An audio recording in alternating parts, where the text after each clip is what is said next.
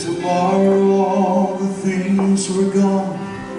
I'd worked for all my life, and I had to start again with just my children and my wife. I thank my God above to be living here today, 'cause the flag still stands for freedom, and they can't take that away. And I'm proud to be an American, where at least I know I'm free. And I won't forget the men who died and gave that right to me. And I gladly stand up next to you and defend her still today, 'cause there ain't no doubt I love this land. God bless the USA.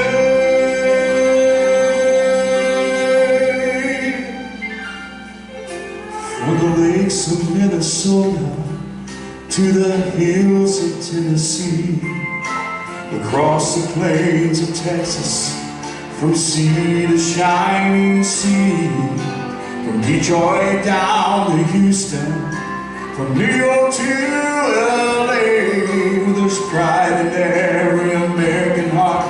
It's time we stand and say,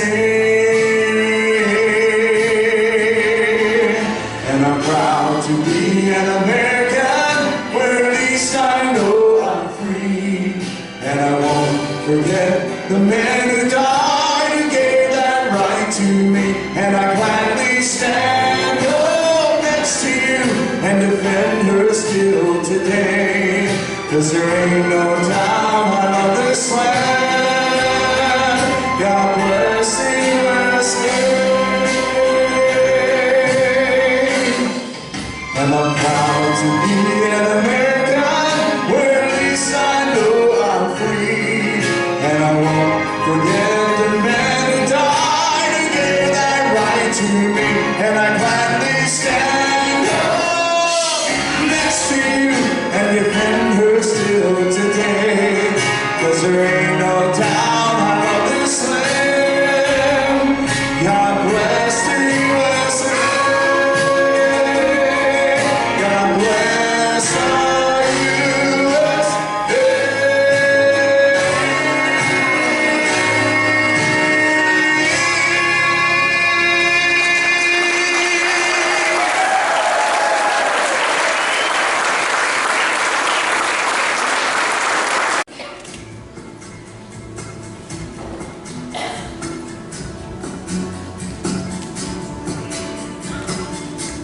Blessed be your name, in a land that is plentiful, where streams of abundance flow. Blessed be your name. Put your hands together. Blessed be your name, found in the desert place, or walk through the wilderness. Blessed be your name. Thank God for every blessing you poured out, turn back to praise. When the darkness closes in, Lord, still I will say, blessed be the name of the Lord, blessed be your name.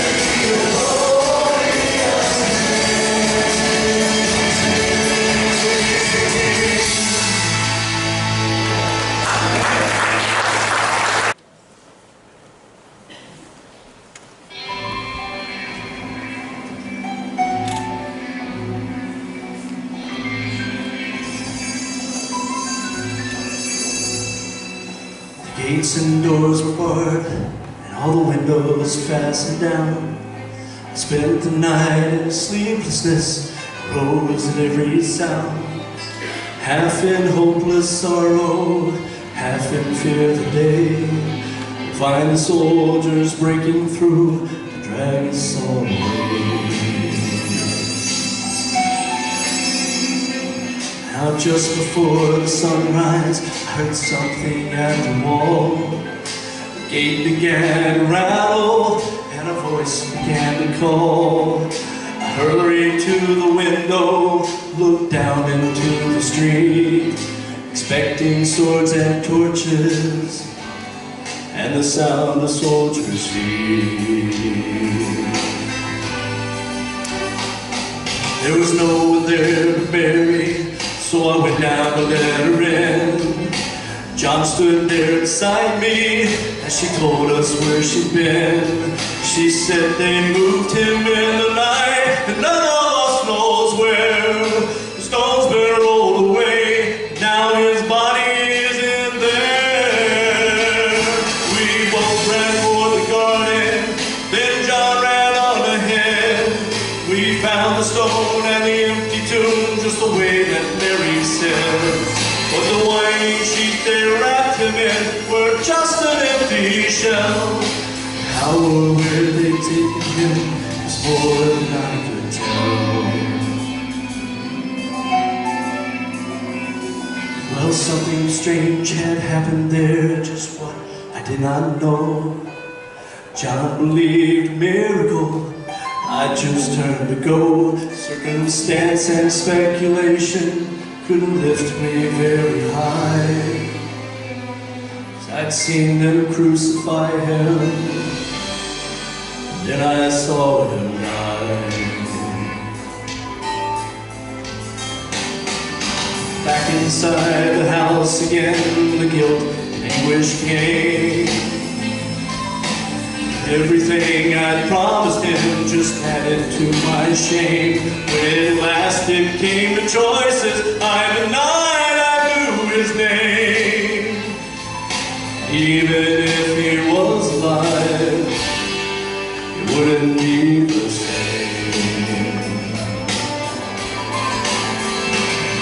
But suddenly the air was filled with strange and sweet perfume. Light that came from everywhere drove shadows from the room. Jesus stood before me with his arms held open wide.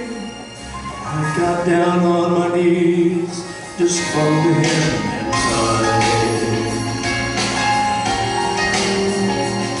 He raised me to my feet as I looked into his eyes.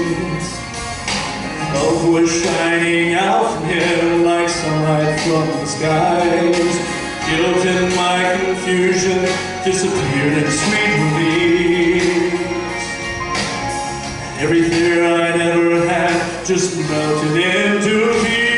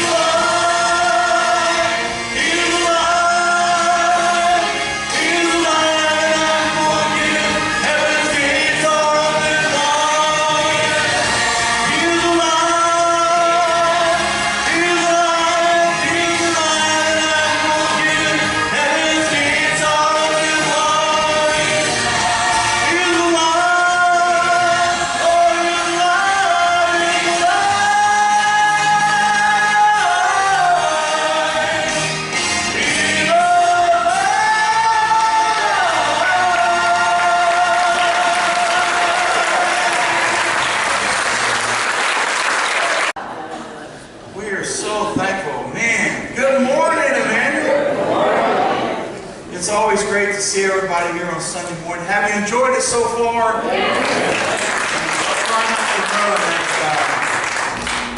I told Jeff, I said, hey, a certain time, give me the 5 and I'll know to bring it to a close. And he said, that might happen in 10 minutes. So But it's also great that our services, if you didn't know this, they're going on YouTube now, and you can actually watch our services, and it's been reaching a lot of different people. They've been letting me know. Sometimes that's good, and sometimes that's bad. But for instance, you know, I'll be crossing the 53 mark here real soon, and so like all good 50-year-olds plus 50-year-olds, I scheduled my colonoscopy.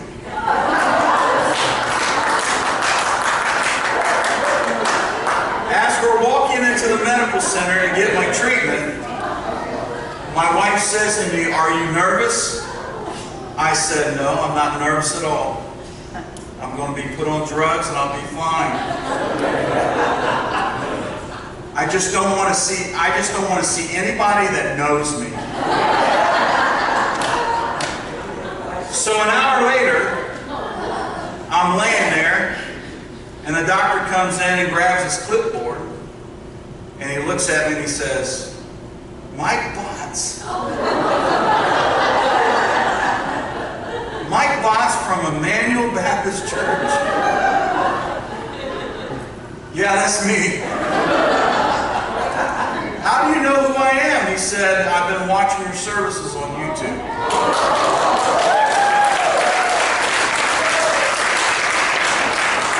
No, that didn't happen.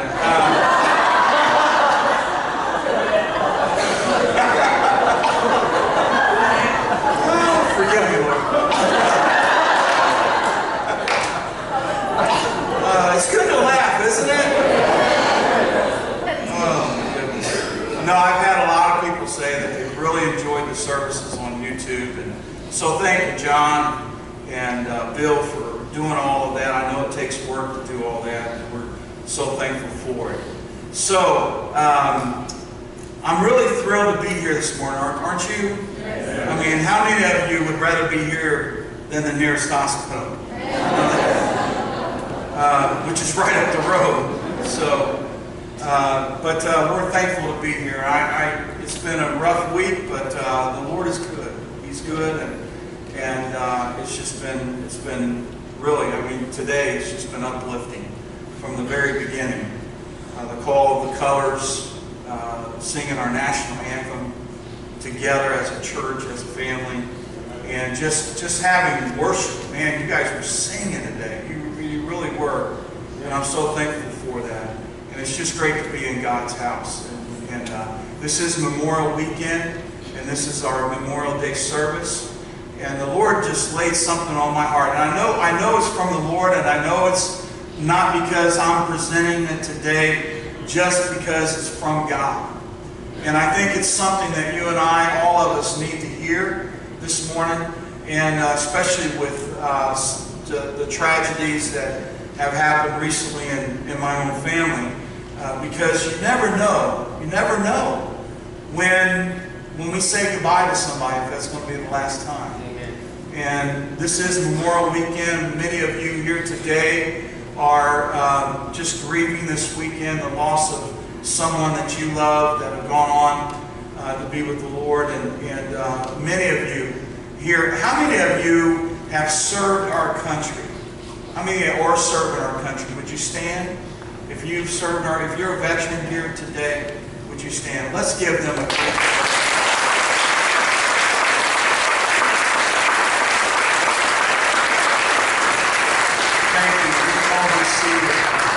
It's wonderful. I always tell people this everywhere I go. If I run into a veteran, I always stick my hand out and say, "Thank you for serving. Thank you for serving our country." And that means a lot to them. And I'm so thankful that we live in this great country called the USA. And as Jeff said earlier, I know it has its flaws. I know that here recently it's been really bad, but I'm so thankful for our freedom. I'm so thankful for all the men and women who gave their lives for our freedom. I'm thankful for those who served for our freedom. I thank God every day for those who are serving for our freedom. And it's wonderful to know that we're not only in their hands and of safety, but we're also in God's hands to keep us safe, so I'm thankful for that. How many of you, raise your hand if you are a NASCAR fan, NASCAR racing fan. Look at all these. Man, I didn't know we had that many rednecks in here. I'm just joking. That was great, 22 of you. You're impressed I counted that quick, weren't you? If you don't know, NASCAR racing is where a bunch of men and one woman drive really fast in circles around the track. And it looks like something like this. I mean, really fast. I don't really fully understand it. Someone was trying to explain to me one time how it's a sport. I just don't get how this is a sport. As a matter of fact, I thought NASCAR was the acronym of non-athletic sports centered around rednecks. That was kind of funny. But, you know, there is a lot of danger in that, and it's fascinating when I went to, matter of fact, Caleb's here, I took Caleb and we went to one in Indianapolis. And I thought it was pretty interesting how fast they go around that track and how they can keep control. I know when I go 75 or, 55 miles an hour on the highway, I know that it's going pretty fast. So to be 200 plus is really fast. And so I was thinking about that, and I really I was getting into it a little bit more when Dale Earnhardt was racing and Jeff Gordon, and I know a lot of them guys are not around anymore. They've retired, or like Dale Earnhardt was such a tragedy to lose him. But I started thinking about all that, and I started thinking about life. How fast life goes by. And I started thinking about NASCAR, and the reason I bring up NASCAR is because I think NASCAR is a perfect metaphor for how we live our life today. Our culture actually fuels this race mentally, and I don't see any indication that it's going to slow down anytime soon. And we not only live fast, we actually view busy people with a sense of prestige. We value them, we honor them. Actually, our culture, we even greet people with a display of busyness. We say, "Are you keeping busy?" As if that's an honorable thing. Busy is a new normal anymore. Yet when I talk to people and listen to their pain, the pain that I hear from their point of view, it always connects with the pace of life as they choose. And there's a key word, because busyness is a choice. It's a choice. And some of you will want to disagree with me on that, and that's okay, because when you get to heaven, you'll see that I was right. But this is it's so big. And over the last few years, I've been traveling around the country, small crowds, big crowds. The number one relational issue I hear all the time when I was traveling is time. The word time. People don't have time anymore for their